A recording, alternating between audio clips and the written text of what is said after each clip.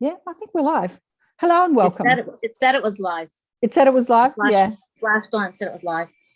Hello and welcome everyone to another session in the Inner Sanctum session with our very special guest, Jill Stein Clarkson. Welcome, Jill. Thank you. Hello, everybody. So today we're going to explore your story a bit more.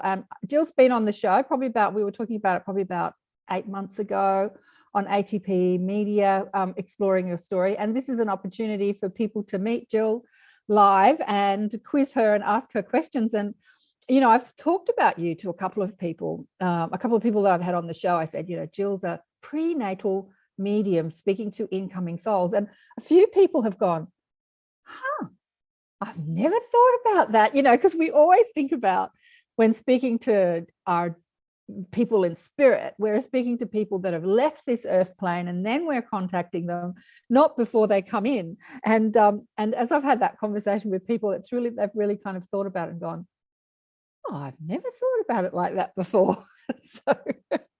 So congratulations.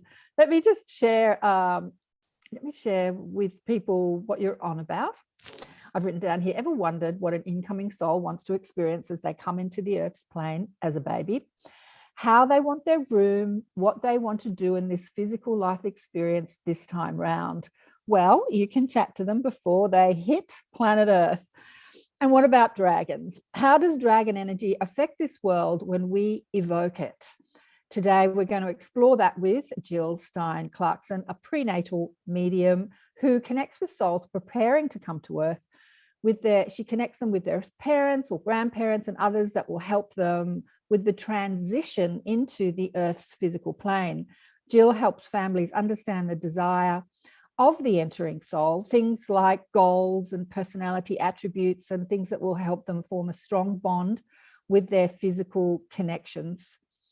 And she's also traveled to Africa, working with the dragon energies to heal the land. Also a private pilot. Are you still flying, Jill? I don't fly much now. We moved and we don't have our airplane anymore. So I'm not flying as much as I used to, but I think I'll probably get back into it someday. My husband's always flying because he's a professional pilot. Oh, he's the pilot, yeah. Still a big part of our world. Yeah. Oh, beautiful. And Jill has a foundation that supports. Do you still have the foundation, aspiring pilots and single parents with their education? We do a lot of work with aspiring pilots. Yeah. Cool. Yeah. And she's also worked as a business coach with women rocking business, growing businesses for over 30 years. You got a lot on your plate, honey. Oh my gosh. If I went on and on and on, if you only knew. You hit the current stuff. That was awesome. Yeah, I think that when we talked on the show, you had only really launched yourself as the prenatal medium dragon because you were kind of doing the more mainstream, helping businesses and helping people, pilots, and like more mainstream coaching. But you had sort of jumped in to launch yourself as the, you know, I speak to incoming souls and putting that out there in the world as, and I think I met you just as you were doing that, sort of put you on the show. Do you want to share a bit of your journey with us? Oh, I would love to. And you're so right. You know, it was probably 3 years ago, about 3.5 years ago if we want to talk about dragons for a minute, when I met my dragon. And that experience really launched it. Like I said, it was so quick. Like you said, the dragons came into your world and now they're everywhere.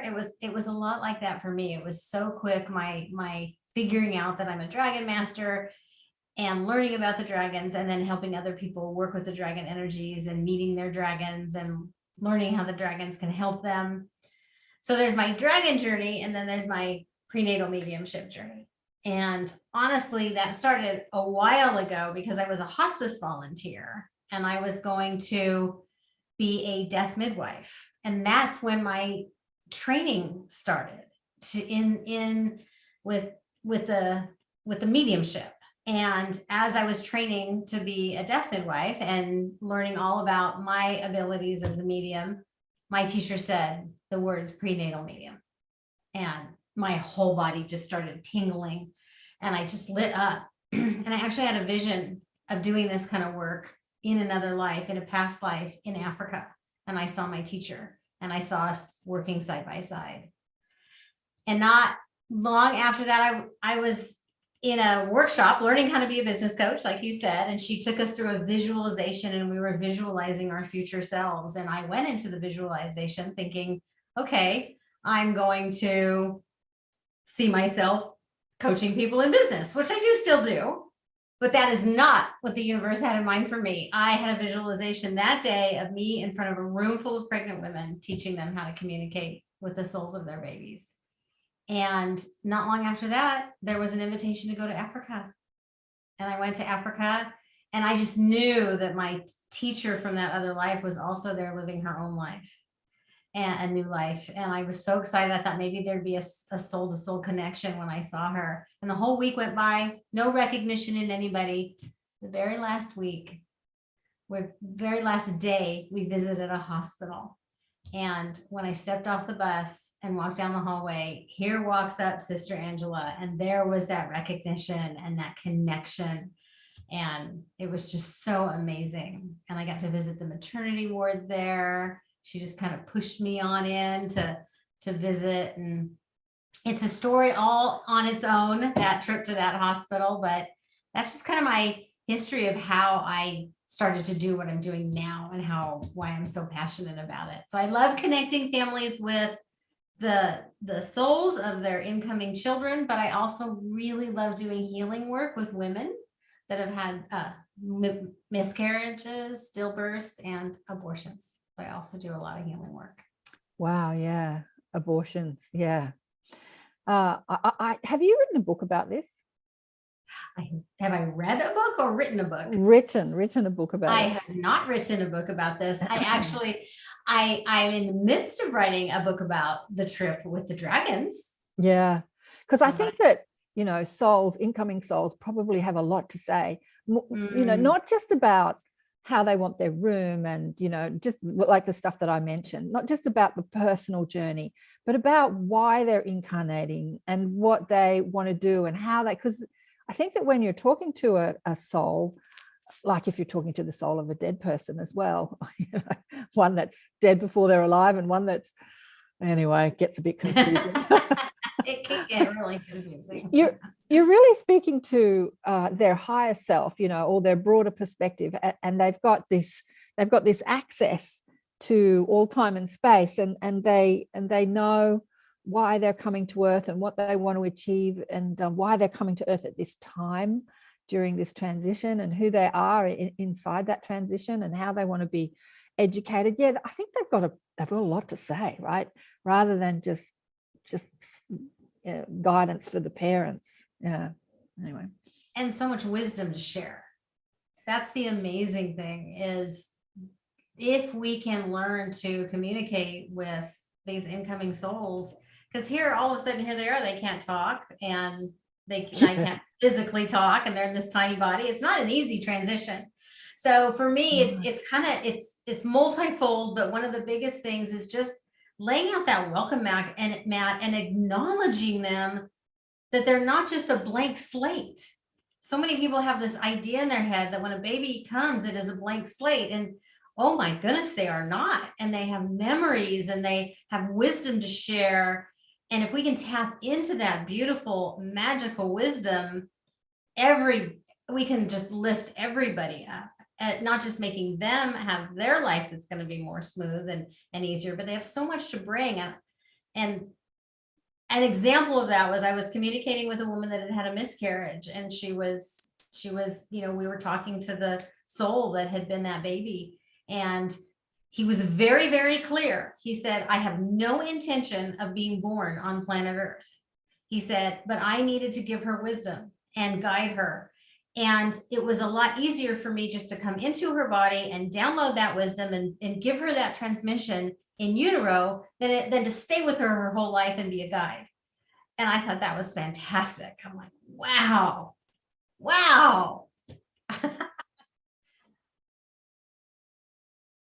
Yeah, I've heard that. I've experienced that, and I've heard that before. Yeah, wow. Like Sid's babies too. I had no intention to stay in the physical. I really just came to connect with you in a physical way. So you know I'm here, right? Because people that lose babies either as a miscarriage or SIDS babies, you know, like they've connected with that soul through the focus on the physical body, even if it's just, when I say just, when it's inside them as a fetus, they've connected. And so it establishes a connection. And yeah, wow. They can do amazing things. In one of my classes, my in-person classes, I had a woman that was very pregnant. She was about 8 months pregnant with a baby girl, and she had miscarried a baby boy before, and she wanted to talk to him. And he said, I came to heal her body so that she could have a full-term pregnancy after me. Oh, that's fantastic. That's amazing. You know, last time we spoke, I asked you this question and you weren't sure of the answer. And I'm sure that you've got a better view of the answer now. No, because we spoke about this, you know, prenatal mediumship and talking to babies before they come. And then we spoke about dragons, and it looked like two separate topics. And then I said, what do you think the connection is between the dragons and the incoming souls? And you said, oh, I'm not sure about that. And have you found out more information about that?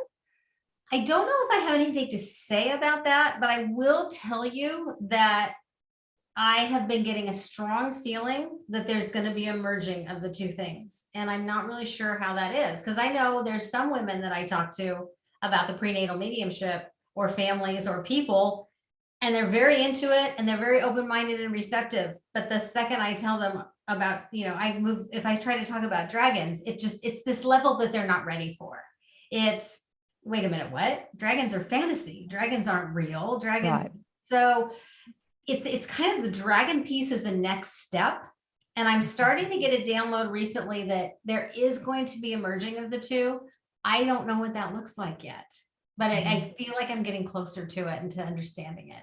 Yeah. Does anybody else have any ideas of what you think that merging is? Anybody? Go on, Paul, you're thinking about it. Yeah, I you know, when we think of dragons, like I think that you know, we see them as a fierce energy. It's something that what happened to me? What happened to you? Here you go. Add spotlight. I lost you for a second. Yeah, when you think about dragons, they seem fierce, like they seem like don't mess with me sort of energy. Don't mess with me energy. And maybe that has something to do with the energy of the kids that are coming in. They're coming in with specific jobs to change systems, and they're coming in with that don't mess with me energy. You know, that fierce dragon energy, maybe. What do you think about that? And we talk about the wisdom of children. I do dragon classes for kids because there are these kids that are working with dragons and have been working with dragons for years before their parents even know about it. It'll happen. And I've had parents on the calls and I've asked kids, well, when did you meet your dragon? When did you start working with your dragon? Oh, I was 5, I was 4. And the mom says, oh my gosh, he or she just told me about this a couple of years ago, and they'll be 9, 10, 11. So I know that this all of these amazing souls that are coming in, like you said, they're bringing this new world with them, and they're going to bring that dragon energy in a more powerful way. Yeah, they're bringing it. Just like Diane said before we started the recording, that, you know, Diane, we've got a couple of Dianes online that are teachers, and she said that, what did you say again, Diane? Do you want to repeat that? Do you want to come on camera? Oh, yeah, sure. A little girl came in, like, when she's 2, and just like zoomed all around the class, like she was flying literally around the class, and she could sort things like very rapidly, but she was like destroying everything. They moved her into my classroom, which is the toddler classroom. That was the primary, because they couldn't handle her energy. But she's really tamed herself down a lot, and the other kids love her. But she's fascinated by this book, The Laughing Dragon, and she kept wanting me to read this over and over again. And in that book, there's a turtle who sort of helps. He's the controller. She was isolated because she was burning down everything. She had to go to an island by herself, and you know, he helped her learn how to control her fire, but still they missed her after she left. They were cold, and so they asked her to come back, and she was able to, you know, bring fireworks by the end, you know, like a beauty of it. I don't know, it's interesting story. So that, and she's, you know, she's great. She's just fascinating. The kids really connect to the dragons. So Yeah. And interestingly enough, over the years, dragons have been used as a a thing to attract kids. There's been cartoons depicted about dragons. Oh, Paul's got his hand up. Do you want to come on camera, Paul? Pop you on the spotlight. Yeah, sure. Hi. Hi. So yeah, I just wanted to add, we were talking before we went live about how dragons have just been popping up everywhere. And coincidentally, synchronistically, I was just helping a friend do a performance, and the title of the work was 9 Dragons.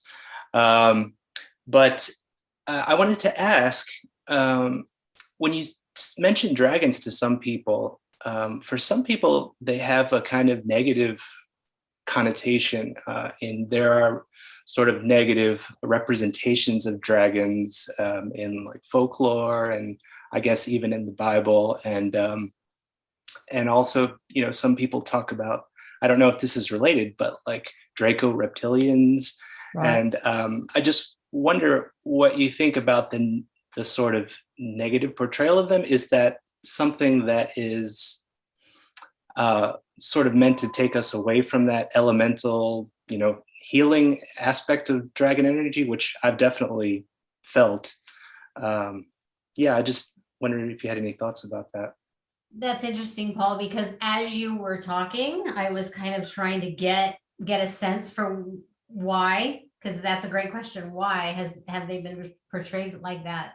And that is the exact message that I was getting, is there was a slowdown of progression, and this was just the timing wasn't right for the positivity of dragons and the dragon energies to come in, and something was messing with the progress of all of it. And whoever was messing with that and portraying them in an unfortunate light, it wasn't an accident. It wasn't just random that happened.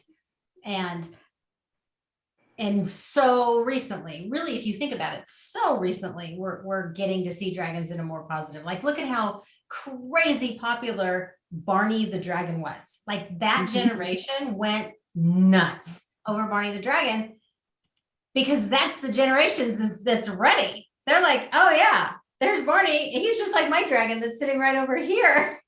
And now we're getting this other place with so much of the movies and the shows, and dragons are coming into a positive light now in so many of these shows, which is so much more beautiful. Because when I think about dragons, of all the elemental beings that I have worked with, the dragons have the most, for me at least, the most powerful, unconditional love that ever experienced in my life.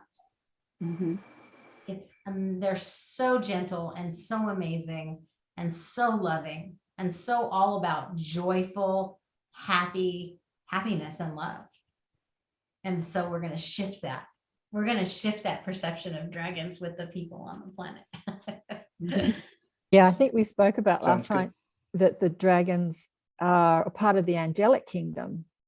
And I think that in the mainstream mind, when you think about angels, you think soft, you know, loving, beautiful. But when you think about dragons, fierce. So it's like fierce love, isn't it? It's kind of like fierce love. Yeah. Yeah. Great question, Paul. Have you got any other questions? That's fascinating. I would dive into that subject with you for hours, I think, because I think it's really fascinating. I love that you brought that up. Kimberly on Facebook says that she doesn't know if she can have kids, and she's been trying for about 6 years. She's watching. Hi, Kimberly. Do you want to speak? Have incoming souls ever spoken about? Thanks, Paul. Spoken about, you know, why some people can't have children? Have they given you any sort of reasons to why that happens, or there's delay in pregnancy, or? And some people do come to me because they're on a fertility journey. And Right. we do work, and we see if there's any souls tapping them on the shoulder and or waiting in the wings. And I get that question a lot, not just from people that haven't had any kids yet, but some that have had one or two and want more. So the question, I got a little sidetracked, but that's definitely something that can be looked at.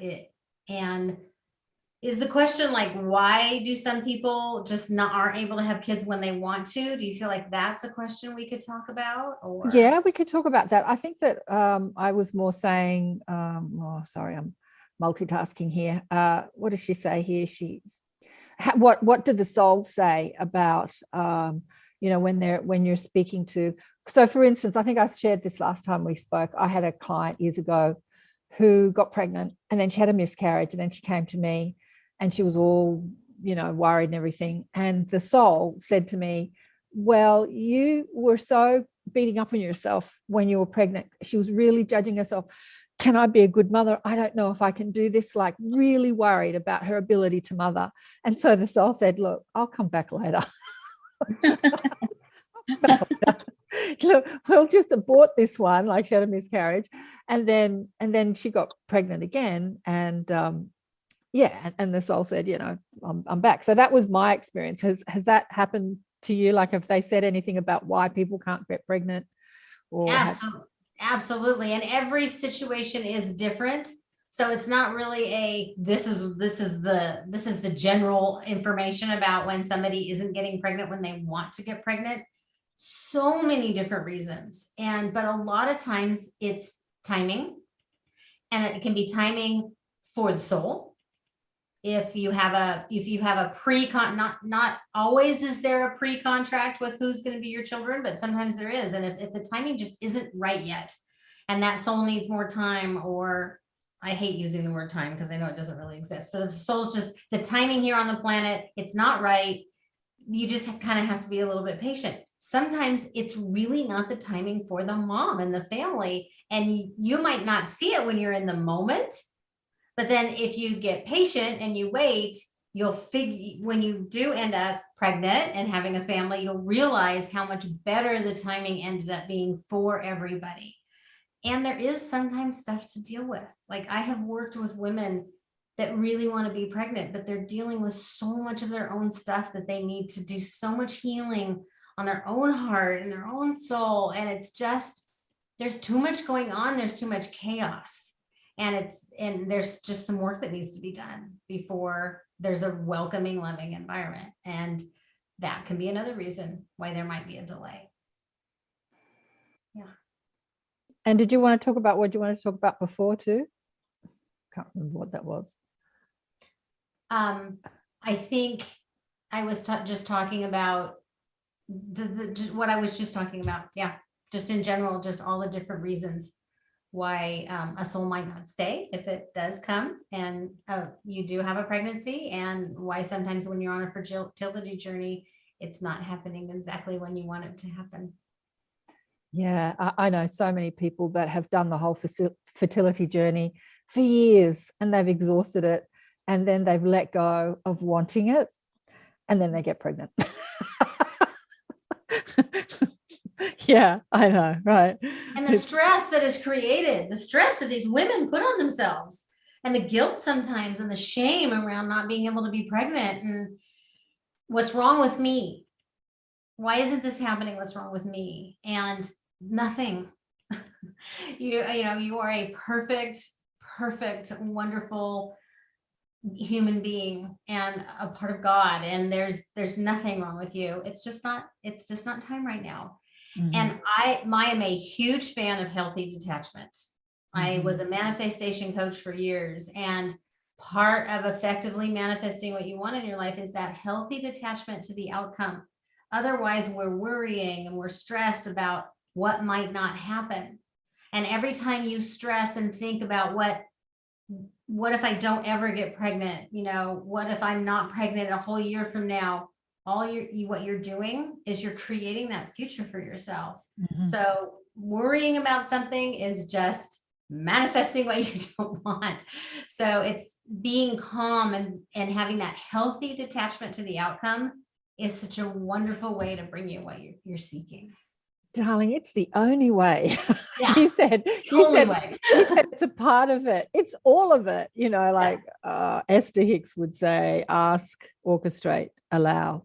And the allowing part, which is that detachment, that healthy detachment, as you say, is the whole story. It is the whole story. It is like we ask for a lot of stuff. We ask for babies. We ask for love. We ask for success. We ask for careers, and we ask for the earth, we ask for ourselves, we ask for humanity.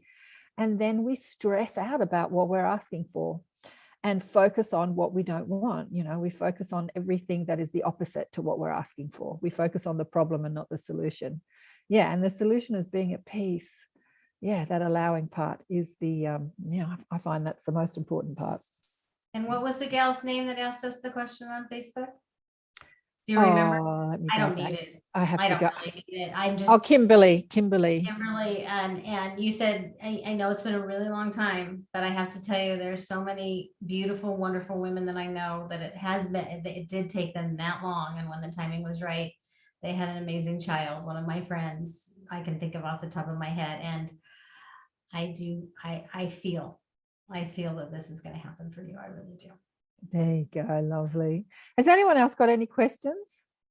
I've sort of run out of questions this morning. Look at you all, about dragons or anything. No. Yeah. Inez, you want to come on camera? Hi. Well, I had recently, about a month ago, I had a reading and found out that there was a dragon in my team. I'm just learning to start communicating with my team. And I was so excited about that, to learn about the dragon. And he's about 3 feet tall, very friendly, happy, loving, very intelligent, and he breathes fire. So I'm just really happy. Not a water dragon. It's not a water dragon, no. It's not a water dragon if he breathes fire. Oh, okay. But I'm a water dragon in the Chinese. That's interesting. Calendar. Yeah. So it's like, okay. But apparently this dragon has been with me for so long that the person that was counseling me, she said, start thinking about dragons and bring him back. He's kind of off in the corner. Off doing other stuff because I'm not communicating with him. So I don't know that much about dragons. So I find dragons to be very, very giving when it comes to signs. Like if you'd like to hear from your dragon, or you're having a feeling about your dragon, like what he looks like, a characteristic about him, you can say to him, I'm thinking you're this. I would love to get a sign that I'm right. And oh, my dragons have been so wonderful at coming through with that kind of thing. And it can be addictive. It can be a little bit addictive, those amazing signs, because you get on such a high when you get to hear from that other realm. But oh yes, just communicating, and your dragon can help you with so many things. A lot of, just, and anything that's in your way in your life, anything that's standing in your way of something that you're wanting, or progress that you're wanting to make, either mentally, physically, emotionally, spiritually. Dragons are wonderful at removing obstacles. And your dragon wants to do that for you. I definitely am getting that strong feeling that your dragon that's a big part of his job in your team.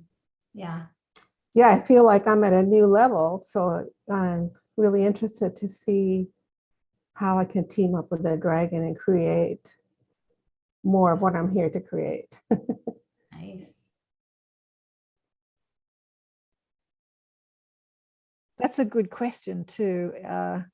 Sorry, I'm multitasking all over the shop. How do people know if they've got dragons that work with them? Does everybody have dragons that work with them, or do you have to evoke them, or how does somebody know? So I have found that, I feel like you could definitely find out yourself if you had a dragon. Some people have dragons and don't know about them yet. Like Landon has been with me for a long time, and I did not meet him for until it was like 3 or 4 years ago. So some people have their dragons on their team, Inez, like you mentioned, and if it just takes them opening their mind to want to meet them and sitting down. And if you're curious, if you have a dragon, you can definitely go into a quiet space, a meditation, if you will, but you don't have to go crazy with the meditation piece of it. It's getting quiet and just asking, is there a dragon here that's with me? And I'd love to meet you and see you and be open-minded. Maybe do a little free writing or drawing if you like to be artistic. That can be really helpful in just getting that message of, if you have a dragon with you, you can have a reading with the dragon master. And if you don't get anything in that experience, or you're really wanting to, like Karen just said, invoke a dragon, absolutely. If you want, I have helped people meet dragons and connect with dragons. And I've actually been with somebody on a journey, and we went by a lot of dragons near an old volcano, and there were lots of dragons, and there was one in particular dragon. And I looked over at my friend, I said, would you like a dragon? There's a dragon here that would very much like to be your dragon. So they are so loving and wonderful. And if somebody with an open heart and the best of intentions wants to give love and receive love from a dragon, that can absolutely happen. There will always be a dragon to lend his or her service, always. So you say that they remove obstacles. What sort of obstacles? Like any obstacles? But what sort of obstacles have you noticed that they help you with removing? It sounds a bit like the Ganesha energy, you know, the elephant god in Indian tradition, the remover of obstacles. And, elephants are so good at that, right? With their big, powerful trunks. Yeah. Thanks, Inez. Yeah, thank you, Inez. So what sort of obstacles do they remove? What do people ask of them? So the answer to that is any obstacle. But I'm going to give some examples because I want you to be thinking about what that any really, really means. So sometimes it's an external obstacle. Maybe there's somebody in your life that's really giving you a hard time, and someone at work or someone in your family that is not letting you move forward like you would like to. Or, you know, as just a situation, like maybe you're looking for a home where you want to live and there's things blocking you, and every time you turn, it's just not working out. Dragons can come in and help you with a situation like that. Sometimes it's an internal obstacle. Sometimes you're getting in your own way, and you can bring in a dragon or your dragon to help you do that. And sometimes it's an obstacle you don't even know what it is. You just know that you're stuck in some area of your life, and you're not even sure why you're not moving forward. You've done everything you can. You can invoke a dragon to come and help you remove the obstacles that are getting in your way, and you don't even have to know what they were. That's the open trust and just knowing. Same thing with when you're asking for wisdom. Sometimes you don't even know what was downloaded to you, but later on it's going to come in very handy. So those obstacles can be so many different things. But again, if you're not sure what your obstacles are, you can absolutely bring in a dragon and do a visualization to help you remove obstacles that are in the way of things that you want. Perfect. Yeah, well, you know, I think really that any obstacle is an internal obstacle. Like if it's manifesting outside yourself, it's because of what you're thinking inside yourself, even if it's a person that's in your way. That's a really good point. That's a really good point. Yeah. You know, I watch this with our community in Sydney, because we're the Indian sort of traditions are very big in Australia, because I guess we're close to Asia. I don't know. And you know, people are always praying to Ganesha to remove the obstacles. And what I've been shown is like the obstacles in life are put in front of you to overcome that challenge. It's like saying you're a mountain climber, and you say, instead of climbing the mountain, please remove the mountain so it's not so hard to climb. It's like, no, the mountain is hard to climb because that's the challenge that you're giving yourself. But the obstacle is your fear of the mountain. And, you can climb the mountain in fear and create all sorts of problems, or you can climb the mountain with courage and joy and passion and have a different experience. So, yeah, I think that every obstacle is like that inner obstacle. Yeah. That is so true. And when you're having things in your life that you're not too thrilled about, Right. and things are getting in your way and it doesn't feel good in the moment, because none of us like to not feel good. Right. But if you can open up and say, okay, what is my lesson here? What am I learning? What could this mean? Have that wonderful open mind and be willing to be uncomfortable and really step into what's going on. That's when progress is made. Right? Yeah. Yeah, absolutely. Okay. Well, not too many questions from the gang on Zoom or on Facebook and YouTube. I'm just looking for questions. Is there anything else that you'd like to tell us about it? No questions on YouTube as yet. Well, we can keep watching for questions. And if anybody here in the gallery has anything else they want to share, And I could talk about both of these subjects forever. I even brought pictures of dragons I could share if anybody wanted to see any pictures. What are, especially you here that we can see your gorgeous faces, what are you interested in hearing more about? You want to talk about dragons? You want to talk about babies? I'm going to the baby part. Okay. Because I'm recently a great aunt to 2 babies that were born this year. And I just have this feeling that they have so much to offer. And I'm just wondering what I can do to, since I'm not the parent, and I can't really tell them what to do, but at least I can do my own energy work around fostering in a positive way a hello to them, to say, hey, it's okay to be here or whatever. Oh my gosh, so much love coming to you from these babies, and so much a connection between the 2 of them. Are they siblings? Are they in the same? They're cousins. They're cousins. Yeah, my brother has 2 daughters, and they both had babies this year. Okay. Well, they did not show up on the planet at the same time on accident, these 2. I am seeing them holding hands, and there's so much connection. I think they're probably going to be very, very good friends, and so much love coming to you. And a little bit about what I was talking about before, that wisdom. I mean, just listening especially when they start talking, listening to, the things they're saying and getting curious with them. And that's such a great opportunity. But even now, especially you, with how you're growing and you're really tapping into your own, all of your, I don't even know what I want to call it for you, because I don't know what your journey is, but your psychic abilities and your mediumship, you are tapping into all of that now and growing that. So what an amazing opportunity for you just to connect with them immediately when you see them. And that's one of the things I tell people when they say, well, how can I help? Like, I'm not a parent. I already have my kids, or I'm not having kids now. How can I help with all of this? And I like to say, when you see somebody that's pregnant, or a newborn or an infant, open up, acknowledge them, and ask if they have anything to say to you. Oh, that's a good one. Okay.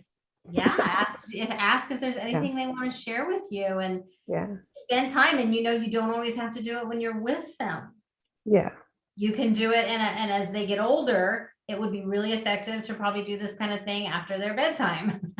Because then they're not busy and distracted. Like when they're probably sleeping, but you're not sleeping yet because you're not 2, then might be a really good time for you to tap into them, call their names, invite their higher selves to come play with you a little bit, and remind them when you want to do that they're safe. They cannot be detached from their body. They're safe to come and talk to you, and just be gentle and nurturing, and ask them what they want to share with you, and see what kind of amazing wisdom that comes out. They're game, they're down. Yeah, I like that. Asking the question instead of trying to say stuff. Awesome. Oh, yes. Yeah.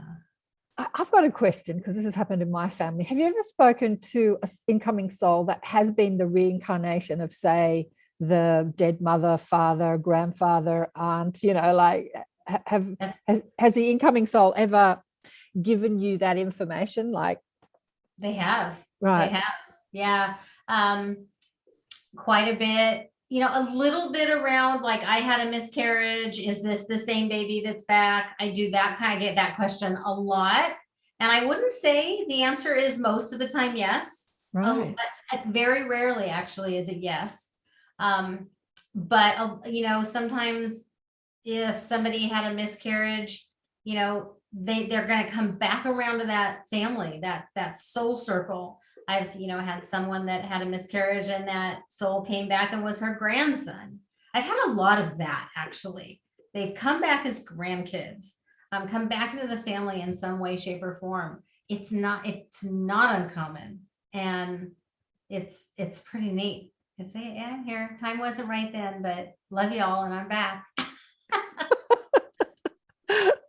I know it happened in my family. I remember a family member had this baby and she was saying, oh, you know, she's so beautiful. She's so beautiful. She's going to be so beautiful when she grows up. She's going to be beautiful, just like your mother was beautiful. And I was given the message when she was born that it was mum. Like, not only is she going to be beautiful like mum, she is mum. You know, like, yeah, but she's a good Catholic girl. And I did tell her that, and she didn't believe it at all because she doesn't believe in reincarnation. Oh, yeah. That's great. That's great. I love it. Which is kind of good, really, in a way, because people have said to me, so that baby is now an adult. People have said to me, have you told her? And I said, no, I haven't told her, because it's not the right timing, because she needs to live her own life in the identity that she's choosing now, with the personality and the parent. Like, she needs that forgetfulness. You know, the reason that we don't remember who we are, there's a good reason, there's a purpose to that. And there'll be a time when it will be appropriate to tell her, but she needs to establish herself as her, you know, not the reincarnation of somebody that's accessible, that people remember. They remember who she was and the personality that she had and everything like that. Yeah. So, Diane, do you want to ask that question, Diane, or do you want to come on camera? Well, I'm camping. I'm not looking my best. I don't know if I look on camera. All right, you don't have to come I on think camera. you look fantastic. Yeah, I'm camping right now. I had 4 miscarriages in my 20s, and it was a profoundly painful time in my life. And I always just wondered the same thing you just said. It was the same soul coming back over and over, or not, or I know it's a sort of a personal question, but since other people didn't have questions, I thought I'd throw it out there. Absolutely. I don't feel like it was the same soul every time. I think that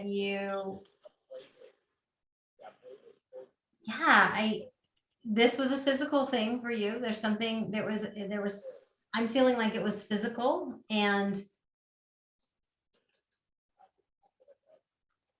I'm not really, maybe Karen is, I'm not getting a reason why you needed to go through this experience for your own growth. I'm sure that experiences like this, you know, anything we go through in life makes us stronger and compassionate and understanding for what other people are going through. And did you ever have children? I finally did, but I adopted 2 before. And then I had the adoption arranged, and I got pregnant and carried that one full term. So those 2 babies are only 1 month apart. Well, they're not babies anymore, but they were only 1 month apart. So they were like twins. Okay. I actually kind of do feel like maybe one of your adopted babies is one of the ones you carried. Oh, that's sweet. That they found their way to you still. Mm-hmm. Oh, well, thank you. Yeah. Fun to talk about this kind of thing, I think. I know it's a painful experience when you're going through it, and later. I feel like maybe there's a little work you could do around just giving your love and gratitude to the 4 that were with you, mm-hmm. and acknowledging them. And because so often when we have a miscarriage, it's kind of like it's so much about us because we never got to meet the baby. The baby was never really a part of the family. And so Right. when we don't know about this kind of communication, we don't usually go there. And, you know, when there's a SIDS baby, like Karen was saying, or a stillbirth, that was a baby, there was a life. Okay, there was a life they had. So, but even if they were with you for 2 months in utero, or they came and they lived to be 70 years old, they still had a life.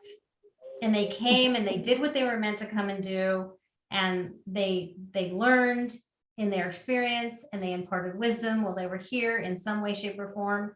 So I feel like that would be amazingly healing for you to spend a little time sending love and gratitude to the 4 that were with you. I think 1 is definitely back with you, but definitely to the other 3. I think there would be so much love sent to the universe and healing for that if you could do something like that. Okay, definitely I will. Thank you. Yeah, Diane's been revealing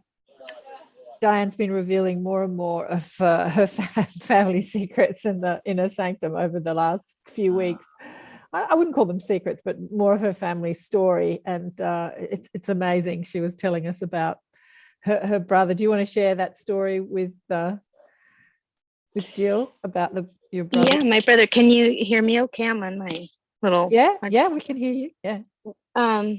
Yeah, my brother's wife became pregnant with quadruplets, and they were natural quadruplets, not fertility. And they had 4 outcomes of that. 1 passed away within 24 hours. 1 had severe complications, brain damage, was never able to eat, ate with a tube.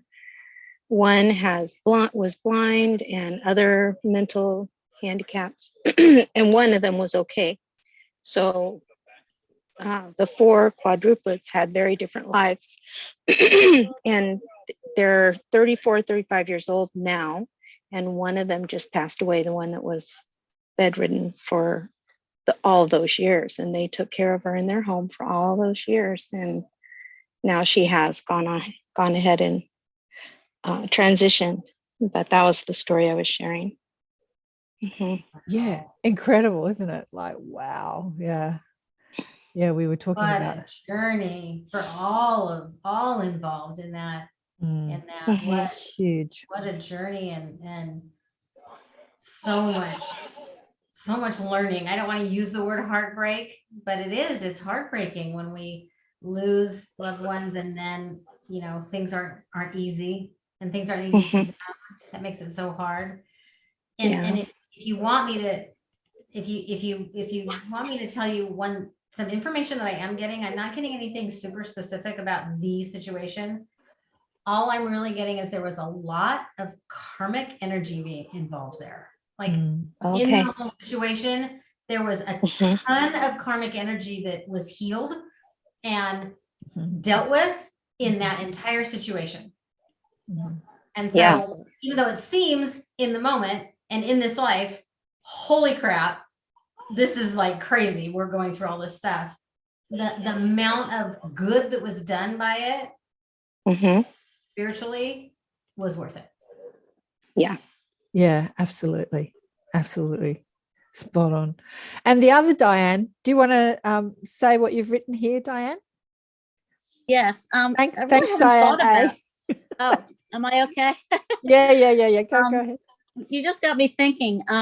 Years ago, I had a miscarriage between my 2 children. My first pregnancy was very difficult, and I was sick a lot, like most of the time period. And she came early, was premature, and you know, that's my daughter now, who's great. And she's wonderful. But then I lost one at 11 weeks after, you know, like 2 years after that.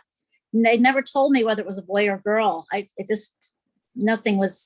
Information was given to me. And then I got pregnant with my son another year later, and everything was fine, and he was healthy, and I had a normal pregnancy. So I just really never even thought about that. And that till now, it was such a long time ago. And I don't know if that soul is still hanging around me or somewhere else, or if it's the soul of your of my son, or yeah. Mm-hmm. you have any ideas? Are you getting anything, or? Oh, Diane, I'm so multitasking here with all the live. Okay, that's okay. I'm Well, I'm not going to tell you, feeling- Diane, what I'm feeling is I'm getting, just like I told the story earlier about the healing on the body that was done. I'm very much feeling like that middle baby for you was a girl, more of a girl energy. We're all masculine and feminine. So sometimes I'll think a baby's going to be a girl, but it's just because she has a lot of feminine energy and the body isn't necessarily a girl. But I'm very much feeling a lot of feminine energy around that middle baby. I don't feel like it's the same baby that came back for you. And again, I'm getting that healing that I was there to do healing on the body. Was your third pregnancy easier than your first pregnancy? Oh, it was like a normal pregnancy. I was hardly nauseous. He came fully term. I had him naturally instead of cesarean, even though I had a cesarean with my first baby. I actually had a natural delivery with him. And I'm getting, I don't get this a lot from a miscarried baby, but from this one, I'm getting mom. This one is calling you moms, even though she never came and was born, it's very much, I was there to help mom. I was there to heal mom. I was there to make it better for mom. I needed it. I saw what happened the first time. I needed to come and make it better for mom so that it wouldn't be so hard when she had my brother. I mean, it's just, there's so much continuity in the family and so much love. And so the answer to the question, is she still around, is a pretty resounding yes. I don't know in what capacity, as a guide, maybe for one of the other children. But oh my goodness, honey, so much love and just, that's my mom. You know, I didn't stay for very long, but that's my mom. Oh, and I have such a lot of mom energy about me. I'm a teacher. Oh, I've been that for makes 40, sense. 40 years. Yeah. Everybody that calls makes me sense. mom. The children forget and they call me mom, you know? Oh, but you know what? I'm getting, yeah, those are all the children at school. And yes, she's wonderful and they can love her, but no, but she's my mom. She's not their mom. She was my mom. So yeah. And my daughter keeps saying, I wish I had a sister. Oh, yeah. She sort of does. She sort of does. She's around. You know what you could tell your daughter? You could say, you know what? It's okay. You don't have a sister here with you that you can play with, but when you dream, you can dream about a sister. Oh, nice. And then see maybe if your middle girl will come and play with her in her dreams. Interesting. That's cool. Thank you. Yeah. You say she sort of does. I say she absolutely does. Yeah. I don't know. I don't see this world and the other world as separate. You know, once you make connection, you establish connection, you can speak to souls like you can speak to people.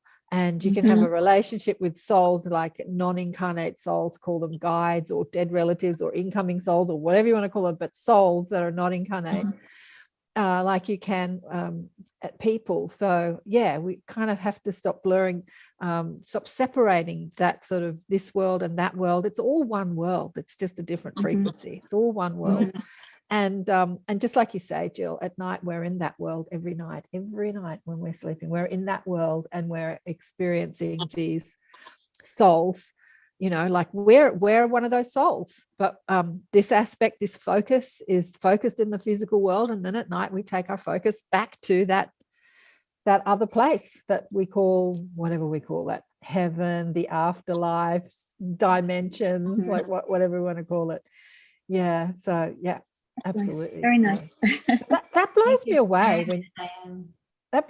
when you say that often the miscarried baby is healing the body. That's amazing. So what part is healing the body? Is it the energy of the soul that is flowing through the fetus? Like, how does that healing occur?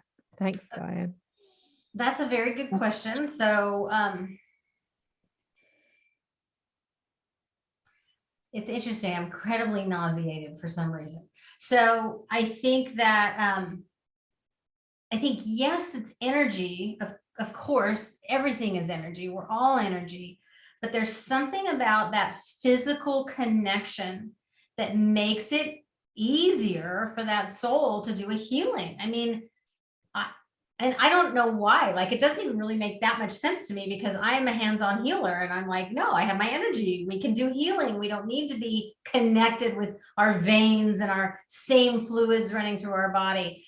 And I took a lot of science in school, but I can't explain this. I'm always afraid of like more questions that I'd be like, I don't really know. But whenever I get the message around I was healing my mother's body, I see DNA.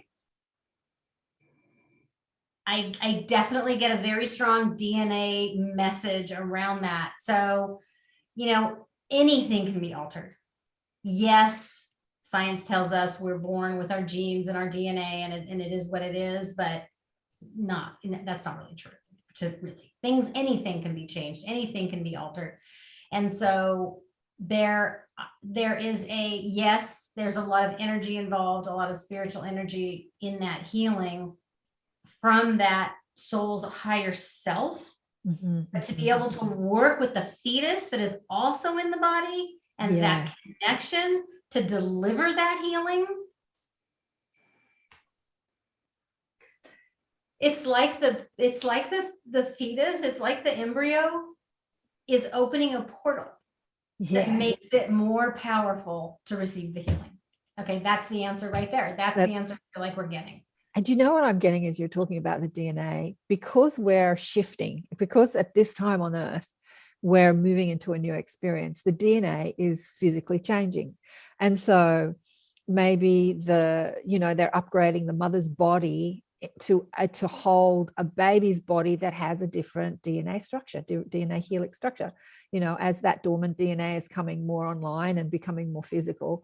And so, so maybe that takes a couple of miscarriages to get that combination right, There's another question on Facebook. I see you've got your hand up again, Diane. There's another question on Facebook. There's another person saying, Jazz, she says she's new here for the first time. She wants to know if she'll conceive children. I don't know if that's something that you can tune into now, but she doesn't give any other she just wants to know if she can. Any yes, no? So I'm getting a big yes. There you go. My disclaimer is always, we have a lot of lives and there's a lot going on and it's all very dynamic, but I definitely am getting a boy and a girl energy coming through, and just a big kind of resounding, this is something that's possible. So not knowing your story, not knowing what you've been told by the medical establishment, as far as conception, the possibility of conception. But I definitely feel like there's a couple of souls waiting in the wings to come and be with you in whatever way that happens. Yeah, I'm picking up that's just her doubt speaking. Doubt. Diane, you've got your hand up again, hon. Yes. Am I here? Yeah. It's so interesting. You talked about the healing. I feel physical, structural healing in my just feeling. You call that bliss in my physiology when I've had a good night's sleep. And I have some chronic pain issues, and now I don't have them today since I've been home. But I had hip flexor stuff going on. But I when I pray for healing, I don't know who is out there healing me. I just thank everybody, and I'm not sure who my guides are or whatever. But when I let my guard down, and it's usually right when I'm just about to wake up in the middle of the night, I feel this healing energy come into my womb area or my solar plexus or my heart, all those different locations. And then I'm so grateful that I could feel that healing energy, which I don't feel during the day walking around, but I could, when I let my guard down and I'm rested. I wonder if anybody has that kind of experience, or what that is that I'm experiencing. It's a very I can feel the blissful feeling that you're talking about. And I definitely, if you wake up in the nighttime, if you ever have that situation where you're kind of like, oh, why am I awake at 2 or 3 in the morning? That is such a good time for you to tap in. I mean, sometimes that's like, hey, so we get so frustrated. Like as humans, we're like, oh, I need to be sleeping. And why am I not sleeping right now? And then we get frustrated and we make ourselves not sleep because we're mad that we can't sleep. But what an amazing time that is, the quiet time in the night when you're just on the verge of sleeping or you're just waking up, to just say to yourself, oh, I have an opportunity here. Don't see insomnia as a frustration and a lack of sleep. See it as an opportunity to invite the healing in the quiet moments of the night, and invite the angels in for that healing. Healing energy is very green. It's like beautiful, bright, amazing green light. Archangel Raphael. And yes, that's who I call on. yeah, so bring that in those moments when you're feeling that bliss. It means you're open to it. And yes, I mean, I don't know if that was a question. I know you were just sharing, but it's kind of an experience. Yes. I'm trying to explain my experience and not knowing what's going on, I guess. I get it. It's a beautiful experience. It's when you're blissful and you're more open, you're going to receive more healing. I mean, that's it in a nutshell, really. That's like life. When you're joyful and blissful, you're always going to be able to see get more healing, get more wisdom download, more spiritual growth, because you're joyful and blissful. Those are the moments when the strength comes and the forward movement comes. So yes, that makes perfect sense. Thank you for sharing that, because that's such an amazing point. Yeah. Thank you. Thanks, Ryan. Paul, you've got your hand up. Yeah, I think Diane had a question too in the chat before me, but I'm happy to. Well, let's talk to you, Paul, and then we'll address Diane's question. Yeah, sure. Well, so I'm going to take a stab at tying together the prenatal mediumship with the dragon energy, which is when you mentioned it earlier, DNA came to mind, and then you mentioned it again just now, and I thought about the helix of DNA, and it also made me think about Kundalini, and Kundalini is often described as dragon energy, right? So do you see a link between dragon energy and Kundalini, and also DNA, or are those things all related in your view? Great question.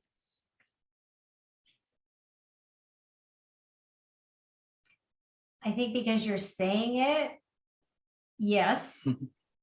I don't see the link myself. I don't think I know enough about like Kundalini. I hear the word so much, and I've never really like been taught about Kundalini, or I obviously I need to. I know a little bit about it. So but I think because you're getting that feeling and you're seeing that kind of trifecta coming together with the dragons and the Kundalini and the DNA. Yeah, I don't know, honey.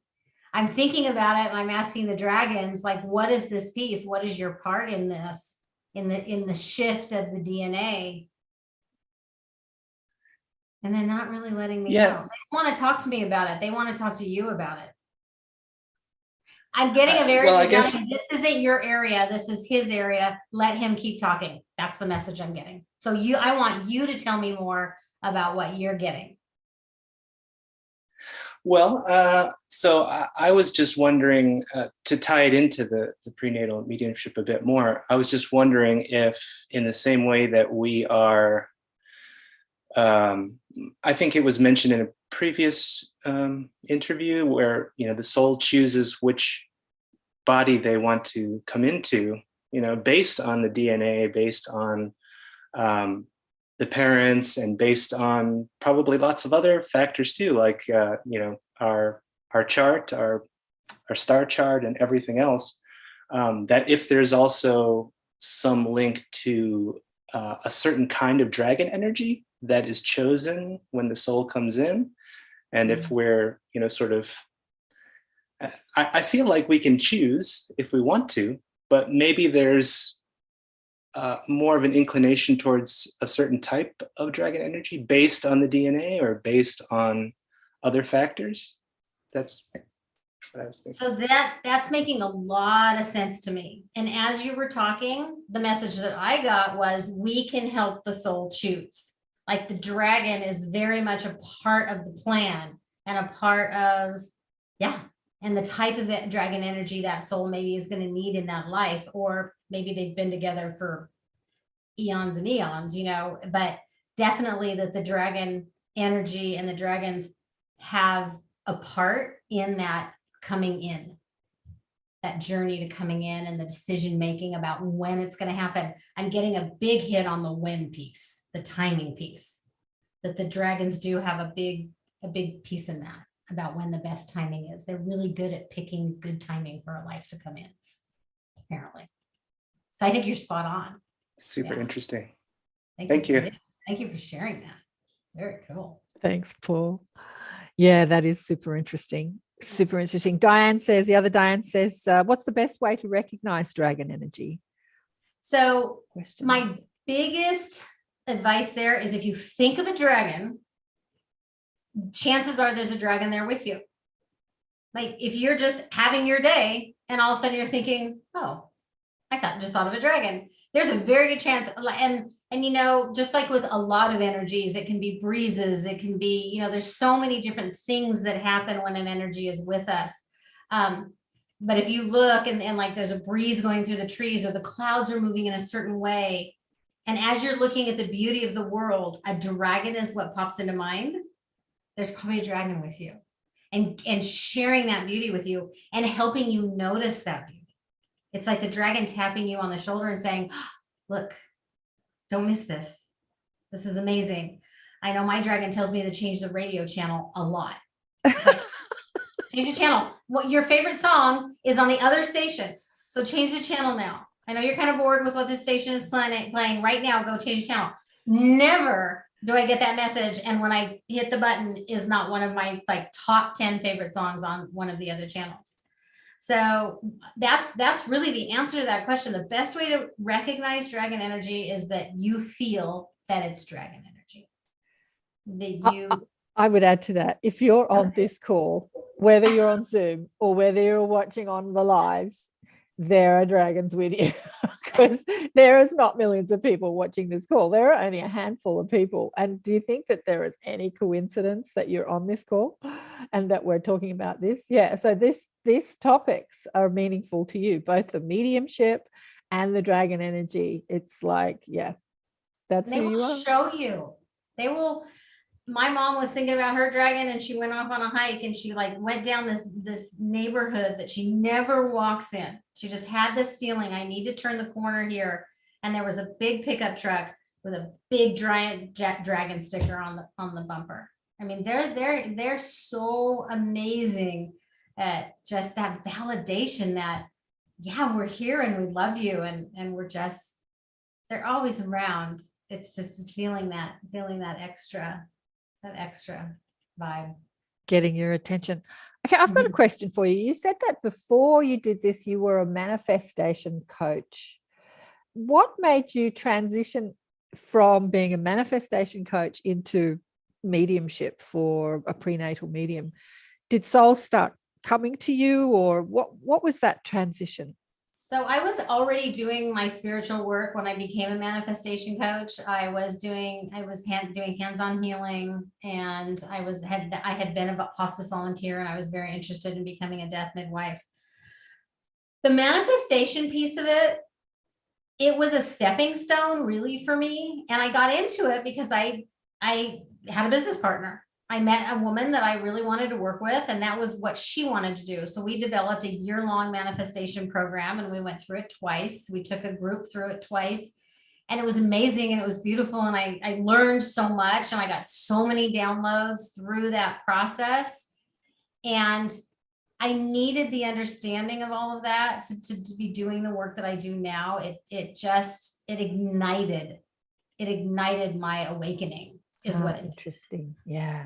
So it was brief. It was really a flash in my whole life, because I came from being a DJ and a wedding planner and a bridal show producer to a coach, a business coach.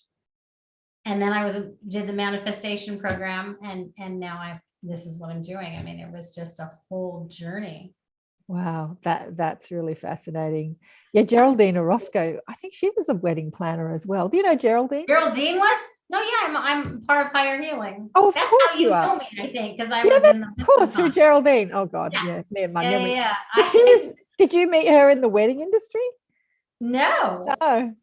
I met her through Rachel Cooley. That's funny. That's funny. I don't think she's ever met. Maybe she has, but obviously she knows how to plan stuff because she pulled together our whole conference last fall. Yeah. But that's interesting. Maybe she was a wedding planner. Sure, she was a wedding planner. I'm pretty sure. I might be wrong about that. Anyway, I'll have to ask her. but oh, that's so interesting. Yeah. So the guides say to me that that piece that you talked about, that understanding who we are as creators of our own reality or manifestation, that we're manifest and how to manifest is the most important piece that humans need to remember now, that, so that they don't play the victim to this world, that they understand that they're creating this world either from their human perspective or their soul's perspective. But to, yeah, I like Geraldine. Yeah, Diane says, yeah, I did too. Yeah, but it's interesting that you went into that and then went into the mediumship as well. I think that both are equally as important to develop your psychic abilities, and your mediumship abilities, or whatever you want to call that, and to know that you are the creator. So that's the two pieces that I speak about the most really on the shows, that manifestation piece. But what makes me laugh is people think that they can learn how to manifest, but we're doing it all the time. Everything that's happened in our life is a manifestation that has come from you. Somebody else didn't manifest it for it. There's a shared collective, obviously, that we agree to, that we experience because of our shared understanding. But yeah, that manifestation piece, we're doing it all the time. Yeah. Yeah, that's so true. I love how you're saying you can't learn how to manifest because you can't not. It's just what you do as a person. So really that journey of learning about it, right, and how to do it effectively and not be the victim, and right, to start creating your own reality. That's where the learning comes in. But it's so true. No one can teach you how to manifest. You can't stop it. And it's all about reframing how you're thinking about something. So if you think about something that, it's happening to you and this is terrible and poor me, then you're evoking that energy of lack and separation, and that's what you're going to experience more. But, with your work, Jill, as you reframe, like you've just done today, a miscarriage, and you see that the miscarriage wasn't something that terrible that happened to you. It was something that upgraded your DNA and healed your body so that you can carry an evolved soul full term and bring it into this world. Like, that is totally reframing something that we see as negative and poor me, it happened to me, and a terrible thing happened. And that's what it's all about, really, isn't it? Is seeing this world from a higher perspective and understanding that everything's happening for us, not to us. Yeah. When I went into that room, when I went into that little hospital in Africa, the nurse said there was beds lining both sides of the room. And the nurse said the beds on the right are for the women that are in labor or have had their babies. The beds on the left for the women that are having miscarriages or have lost their babies to stillbirth. Mm-hmm.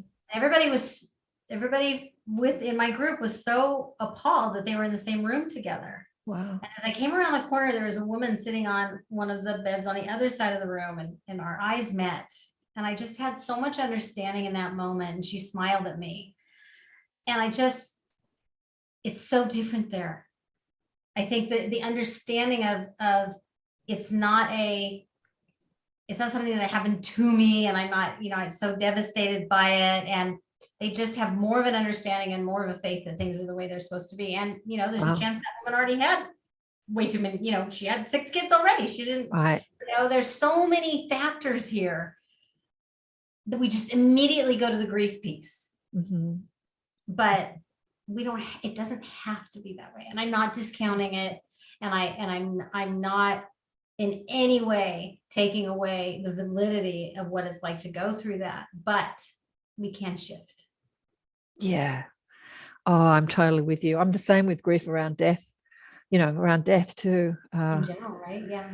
Because, I put out a book called Awakened by Death. So I have seen the death process, whether it's been someone's own death, like an NDE, and then they've come back, or the death of a child or a parent or a loved one or partner, be their spiritual awakening.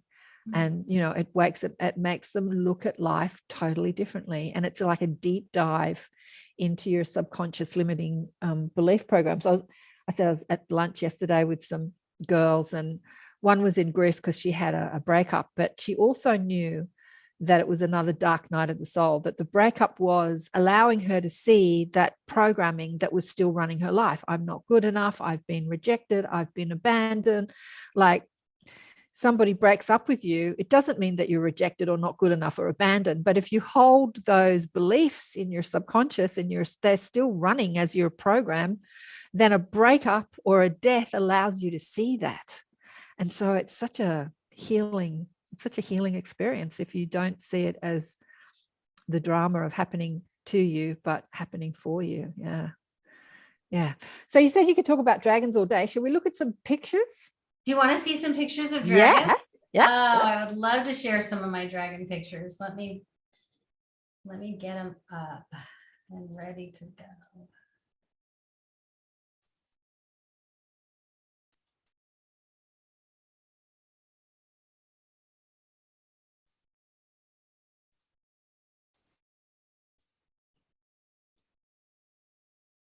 So I think dragon pictures are amazing. You should see my mantle. I've got some amazing dragon sculptures and things. So dragons come in lots of different colors and shapes and sizes, and they're all so magnificently different. But there are certain dragon energies that can help you do certain things. So this beautiful brown dragon, he has a lot of earth dragon energy. He's an earth dragon, and earth dragons can help you with things that are related to Mother Earth. So when you're gardening, when you're wanting to know what to do in your garden, when you're in your garden, when you're outside in nature, when you're, you know, wanting to be really if you're feeling fragmented and you need to feel connected to the planet, an earth dragon, you can bring in an earth dragon's energy, and they are just so magnificent. I have a friend who is going to be moving in about like a year from now, and I could see the earth dragons in her future home kind of getting everything ready to go, because she's a major gardener. She loves gardening. So this gorgeous guy. And then the water dragons have a lot of green in them, a lot of green in the water dragons. And water dragons are really amazing at helping you with the obstacle piece as well. Because if you think about water, water is fluid. Water flows easily around things. So if you're in a situation that you're navigating and you're trying to get easily around something, bringing in that energy of a water dragon is a really, really good thing to do. Or if you're wanting to communicate with dragons, you know, with the ocean, if you're near water and you want to, maybe if you're with a dolphin, bring in the water dragons to help you. I have a few pictures of water dragons. I think they're just so gorgeous. And I love this. Oh my gosh, when I found this image, I just thought that was so fantastic and so beautiful, because that essence of a water dragon energy is so portrayed here in this transparent fluid water dragon. So air dragons, blue, more blue. They'll have more blue on them.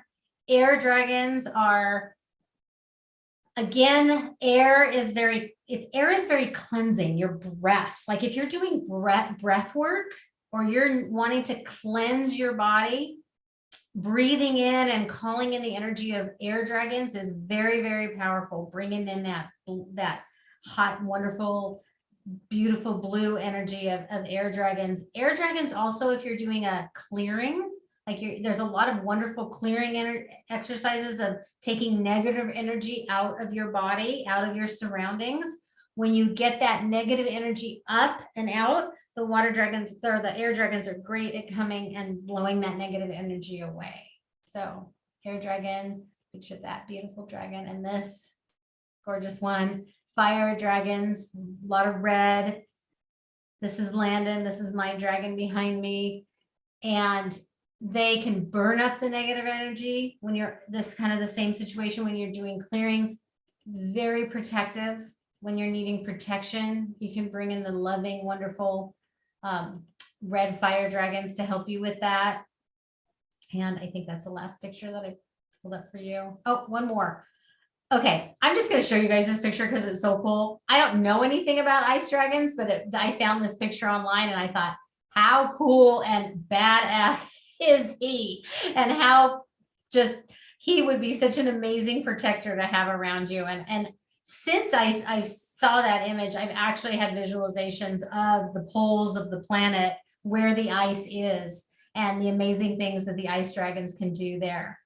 The last dragon that I wanted, the color type of dragon that I want to share with you about are the pink dragons. I do a lot of work with pink dragons. They are, oh yes, see, she has that in the picture. Pink dragons they're very good at helping you open all the different things that are going on in your heart. So your heart chakra and all those petals that are in your heart, just getting that heart open to receive love. And pink dragons help you portray your harmlessness to small children, to animals. In my old neighborhood, there was a goose that wandered my neighborhood and she was there for over a day and she was just walking and I wanted to help her. I didn't know what to do. And I went out, I offered her some crackers. She was hiding way behind a car and I called in a pink dragon to help me with her. And as soon as I called in that pink dragon, she came walking out from behind the car to me and she told me, I need water. Oh. And I brought her out a big bowl of water and she got her head down in the water and she drank and she drank and she drank. And I went inside and when I came back outside, she was gone. Oh. So I think she flew away and hopefully she found her flock. But when I'm working with animals, which I love to do, crazy animal lover, I always call in those pink dragons to help me with that endeavor. It's served me many, many times in being of assistance to the animals on the planet. Oh, how beautiful. Okay, so pink dragon. What about, there's a gold one there as well. Where are we? What about gold dragons? Gold dragons. You know what? I don't know exactly what gold dragons do. I could always pull a card and I could get my little book out and I could read if you wanted me to. But if I just tap in. So what I'm hearing from gold dragons is we are of the Christ light and they a very high level of vibration. They're definitely masters of the dragon kingdom. When you're spiritually ascending, they will help you in your journey through the steps. They very, very high level of vibration here with these gold dragons. And I can feel my whole body being lifted up into the sky. And I'm also getting we are of the sun, we are of the stars. So I think the gold dragons probably work with star children a lot. And just what a magnificence. And you know what, that amazing light. You know what they told me? They said, we are the teachers. They said, the gold dragons. Yeah. Susan. So hi, Susan. Susan says on, where are we? YouTube here. I had a whitish dragon come in at the end of a recent healing session. It had glints of green and blue flashes. I rode off on it and felt victorious. That's beautiful. Yeah. Yeah. I think that the colors, you know, we don't understand how color is frequency and vibration, and different color is frequency. Oh, we've got a dog barking. Hello doggy.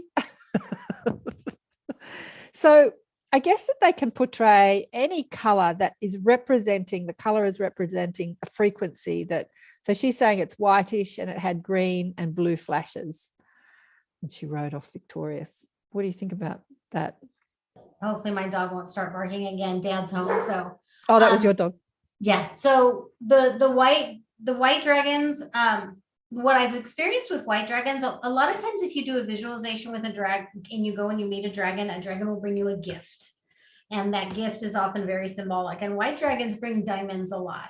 And beautiful, just the beautiful diamond stones. And the diamond stones, they hold a wisdom within them. Like a lot of times when my clients have received diamonds from white dragons, it's been a piece of wisdom they're meant to call in their white diamond when they want to do something, like open their third eye or be in service in a certain way. I think the white dragons are very much about being of service. It's all the light, right? White is all the colors, and just purity. And I love that you had those glints of those other colors in there coming through.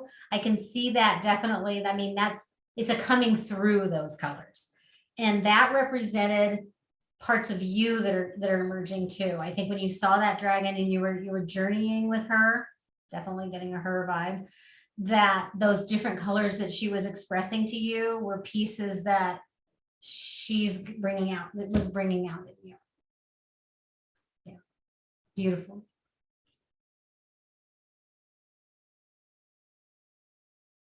You are muted, my love.